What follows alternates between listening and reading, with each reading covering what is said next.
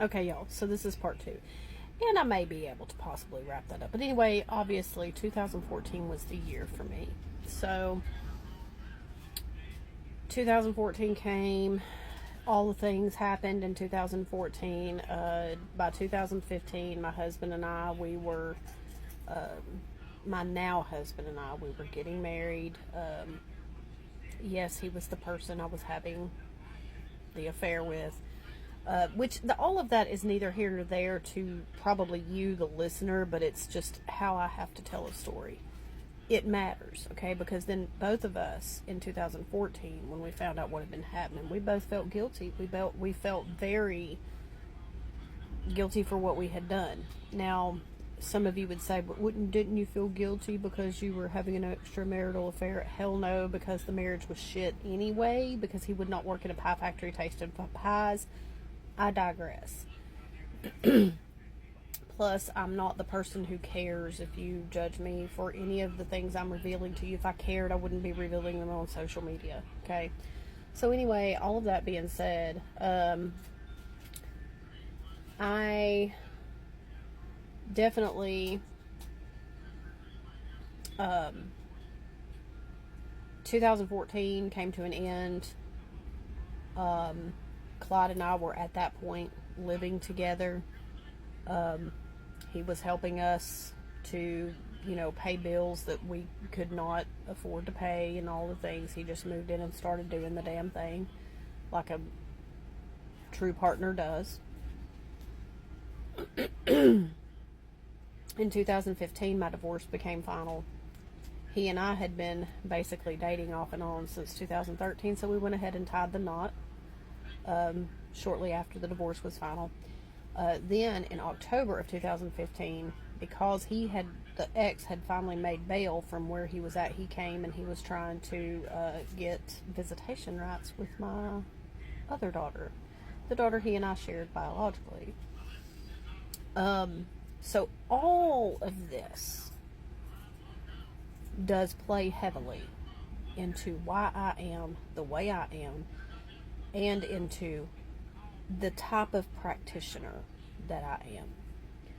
So in 2014, I basically had started the deconstruction and started kind of dipping into witchcraft. 2015 came, and by that time I was praying to Hecate and,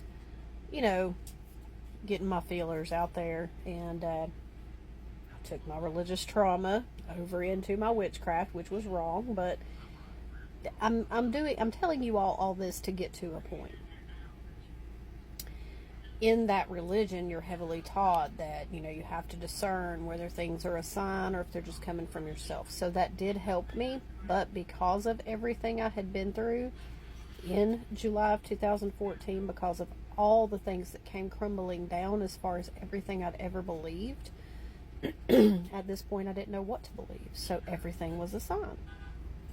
So I dipped a little into some spiritual psychosis, if you will. Probably pretty heavily. Everything was a sign. I was seeing the patterns where there really, in hindsight now, there really weren't patterns, but I was seeing them anyway. Okay? So I continued to go through everything we were going through as a family, plus my own inner battles with everything that was going on, mother's guilt, and all those things, and all of that has played very heavily into the type of practitioner I am. So anyway, praying to Hecate, figuring out that there are maybe some spells that I could do that would still allow me to be a God-fearing Christian. Then I started reading a little bit about Appalachian faith healing and realizing that's what the hell my granny was. She just never did call herself that. She never did call herself a witch. She never did call herself an Appalachian granny. She was just our granny. It's just the title she took on. Anyway, found out some stuff by accident. Okay.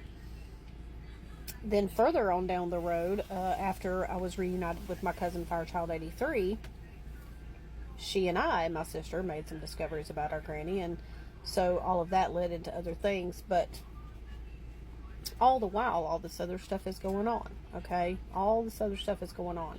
So from 2014 to 2017, we battled the legal battle that was getting him convicted and getting him put into prison, okay, for what he did to my daughter. And in 2017, early in 2017, I had fully decided that I was walking away from Christianity. I did not know how. I didn't want to stop going to church because I had just done it for so long. But I did. Stopped. Period. I had been severely hurt by the previous church that I was in, and I had left and gone to another church, and I just felt like church was what I needed, okay? But it became very much so harder and harder to sit under those words and for a person to tell me that I had to just forgive, and I had to just forgive, and I had to just forgive, and, all those things. So stay tuned for part 3 because this one is getting lengthy.